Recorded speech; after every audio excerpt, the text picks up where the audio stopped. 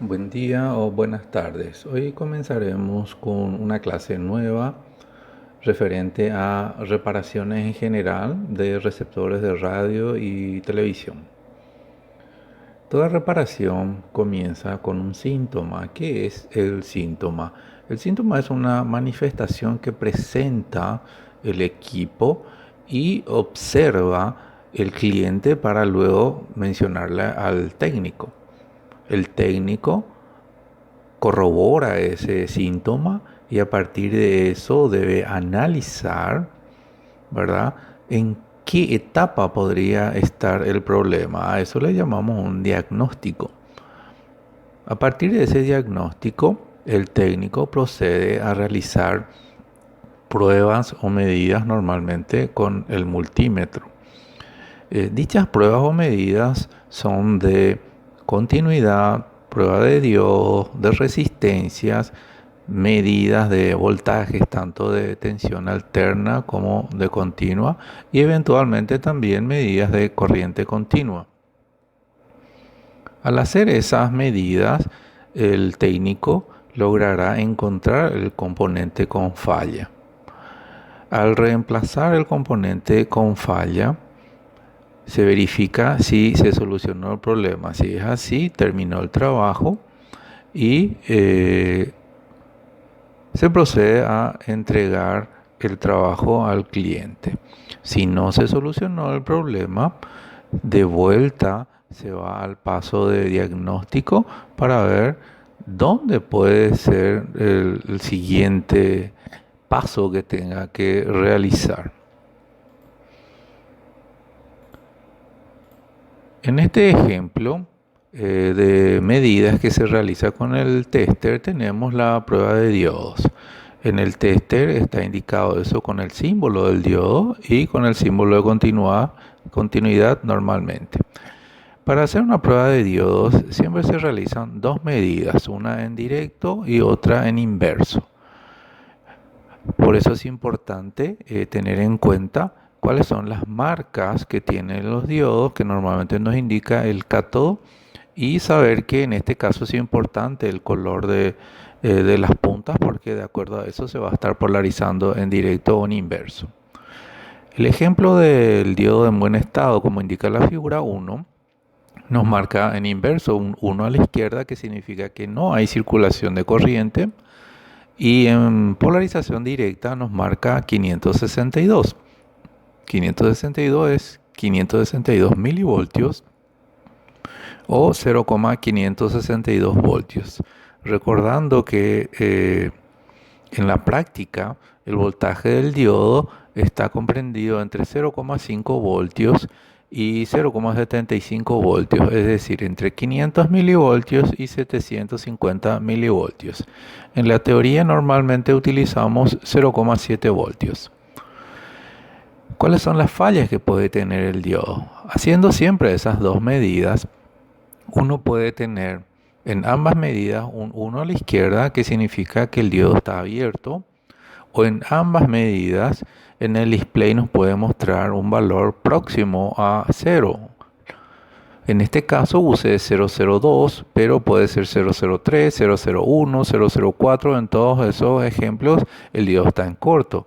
Y un último caso es del diodo en fuga, cuando el diodo es casi como una resistencia y nos va a marcar un valor en ambos sentidos. En este caso usé como ejemplo 230, puede ser más o menos a ese valor. Las otras pruebas que le llamamos estáticas, así como la anterior, es la de continuidad. Continuidad está en la misma posición de la prueba de diodo, solo que en este caso, al escuchar nosotros un zumbido, significa que hay continuidad. Nosotros debemos saber que la continuidad, o sea, el término continuidad solo debemos aplicarlo a pruebas de conductores, es decir, cables, pistas de circuitos impresos, interruptores, fusibles, y no al diodo semiconductor, por más de que esté en la misma posición del tester. Y la resistencia, como dice su nombre, ¿verdad? Es para medir resistencias, tanto fijas como variables. Otras pruebas estáticas podemos observar en esta imagen, que también sirve para identificar la polaridad o el cátodo y el ánodo de los diodos, sea cual sea el tipo de diodos. También los terminales y tipo de un transistor que esté en buen estado, y también otros testes que tienen para medir HFI, que es la ganancia del transistor en continua. Aquí tenemos un ejemplo de pruebas dinámicas que es que consiste en medidas de voltaje de tensión alterna, ¿verdad? Tomando como ejemplo acá medida del toma corriente. Siempre hay que saber elegir bien la función y el rango para no dañar al instrumento. Otro ejemplo de prueba dinámica, medida de intensidad y medidas de voltajes de corriente continua. Concretamente nos vamos a nuestra fuente de alimentación lineal o regulada, que pueden ser de tres tipos. Vemos nuestra fuente básica de alimentación electrónica, que está compuesto por tres componentes principales: el transformador de potencia T1, el diodo rectificador D1 y el condensador de filtro C1. Recordemos que la RL, en el caso de receptores de radio y televisor, equivale a todos los semiconductores que necesitan de polarización. Esa RL equivale entonces a todos los semiconductores del equipo. En la figura 2 vemos una mejora de la fuente de alimentación básica con una regulación o estabilización de voltaje con diodo Zener. Y la tercera, que es la mejor de las tres, que ya tiene un transistor para controlar la corriente, el voltaje con el Zener y la corriente con el transistor. Para la reparación de fuente de alimentación tomaremos el circuito de la fuente de alimentación básica. Entonces recordamos un poquitito las partes. La tensión de red o el enchufe va a la línea de 220 voltios, es tensión alterna. Vemos que está en serie con un interruptor para encender o apagar la fuente. Y también vemos en el otro extremo un fusible, que en este caso está indicado como 1 ampere. El transistor tiene entonces su primario, a donde le llegan los 220 voltios, y en el secundario es donde tiene que estar el rectificador. Normalmente el más utilizado es el rectificador tipo puente con 4 diodos, pero también puede ser cualquiera de los otros rectificadores. En nuestro caso normalmente usamos más el puente y eventualmente un rectificador de doble onda.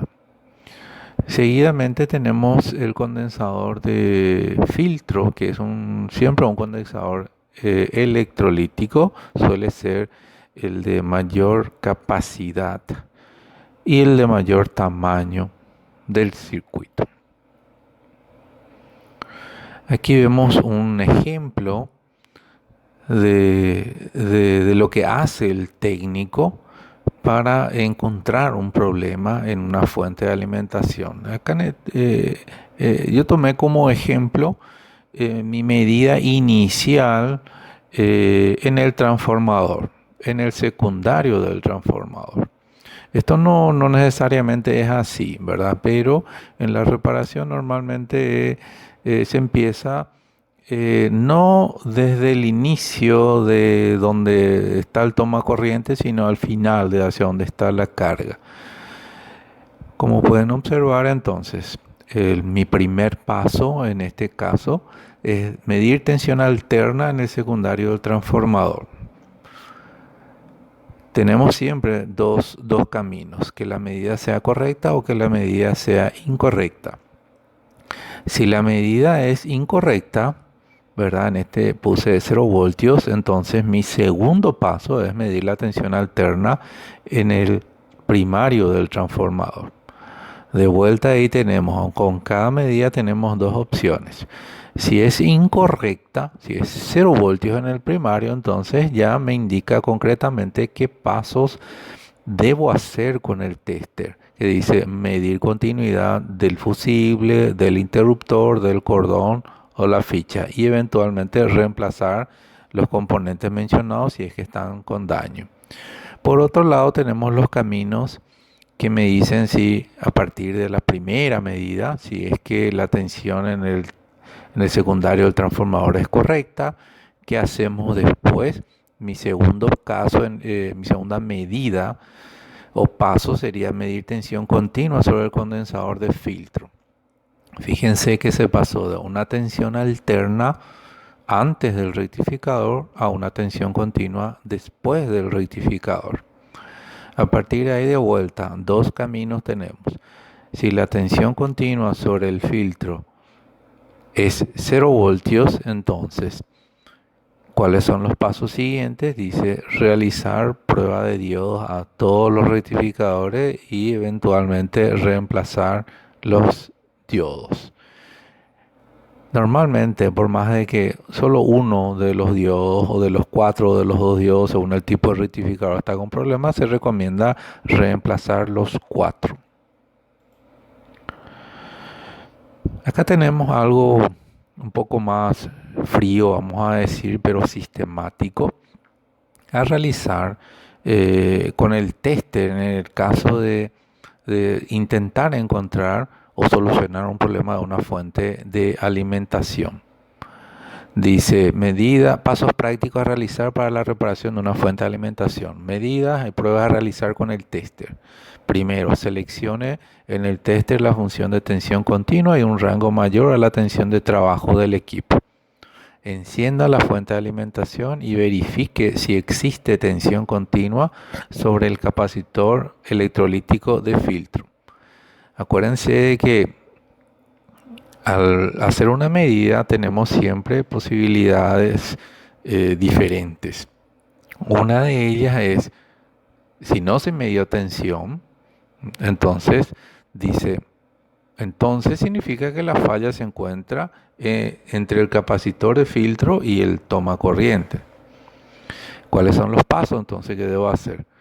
Nos dice prueba de continuidad. ¿A quién? Al cordón, al interruptor de encendido apagado, puede tener un selector de voltaje de línea y al fusible. Otro paso es prueba de resistencia, aclarando de vuelta que son pruebas estáticas, entonces debe estar desconectado a 220 voltios. Y también se puede medir tensión alterna en el primario y secundario del transformador de potencia. También se pueden realizar pruebas de diodos, de los diodos rectificadores. En el último caso dice reemplazar el condensador de filtro. Los electrolíticos usualmente suelen tener fallas visibles, como hinchado, dice seco, pérdida de líquido. Ahora, si hay tensión continua sobre el filtro, esa es otra opción. Lo anterior era que no había tensión continua sobre el filtro. Ahora dice sí hay tensión continua sobre el filtro. Dice entonces, ¿qué hay que hacer después? Medir la tensión continua sobre el diodo Zener. Eventualmente pasamos ya, si es que es una fuente que usa un diodo Zener como regulador de voltaje. Ahí de vuelta tenemos las siguientes opciones. Si la tensión medida sobre el Zener es igual a la BZ del fabricante, significa que el Zener está en buen estado. Por lo tanto, se deben verificar otros componentes. Ahora, si la tensión medida en el Zener es de 0 voltios o muy pequeña, significa que el Zener está en corto. Se debe sacar el Zener y hacer una prueba de diodos. O puede ser que la resistencia de protección que está en serie con el Zener esté abierta o con aumento de valor. Entonces, sacar esa resistencia y medir su resistencia. También puede significar un corto en la salida de la fuente, o sea que hacia la carga. Otro otro paso que hay que hacer. Ahora, si la tensión medida en el Zener es diferente de cero, pero anormal, el Zener puede estar abierto o en fuga, sacar el Zener y hacer una prueba de diodo. Ahora, si la fuente de alimentación tiene transistor, entonces también se puede hacer una prueba del transistor regulador. Se selecciona una escala de tensión continua en el tester y se mide la tensión de colector, emisor y base con respecto a tierra o entre terminales. En este caso son todos con respecto a tierra. En este caso es voltaje de colector a tierra, voltaje de emisor a tierra, voltaje de base a tierra. Interpretación de las mediciones. Dice, si la tensión medida en colector es igual a la de la tapa rectificadora o sobre el filtro, la tensión de emisor es igual a la esperada en la salida. ¿Cuál es la esperada en la salida? BZ menos BBE. Y la tensión en base es de 0,6 voltios superior a la tensión de salida, casi igual a la del Zener, entonces la tapa está bien. Si la tensión en colector es igual a la de emisor, sin importar la medida en base, el transistor está en cortocircuito entre colector y emisor. Si la tensión de emisor es 0 voltios, la tensión de base es igual a la del Zener y la tensión de colector es alta, el transistor está abierto entre colector y emisor. Un último paso se podría realizar sacando el transistor del circuito para hacer una prueba de diodos, porque básicamente el transistor está compuesto por dos diodos internos y al hacer la prueba de diodos encontraremos, ¿verdad?, que puede estar de vuelta en corto, en abierto o en fuga. Si de las tres medidas, dice, aunque solo una de ellas tuvo algún error, se debe reemplazar por uno de igual característica técnica, es decir, por su código. Hay fuentes que utilizan circuitos integrados de 3 terminales. En esos integrados que son de reguladores positivos y negativos, los positivos son de la serie 78XX, tiene 3 terminales. En su interior ya se encuentra el Zener y el transistor, pero no lo podemos probar internamente, pero es muy fácil hacer sus medidas. Se procede a medir el voltaje de entrada, como dice ahí. Se mide la tensión continua antes en la entrada y después en la salida con respecto a tierra. ¿Cuáles son los dos casos que podemos tener? Dice, la tensión de entrada debe ser por lo menos 2 voltios mayor al voltaje de salida dado por el fabricante. Por ejemplo, si es 7805 el regulador, la entrada mínima debe ser de 7 voltios. Si no cumple este requisito, no es problema del regulador integrado. Lo máximo que puede aguantar según el fabricante en su entrada es de 35 voltios. La tensión de salida puede tener un margen de error comprendido entre el 5% y el 20% en el peor de los casos. Si el voltaje de salida supera los 20% de error o es de 0 voltios, se reemplaza directamente el integrador.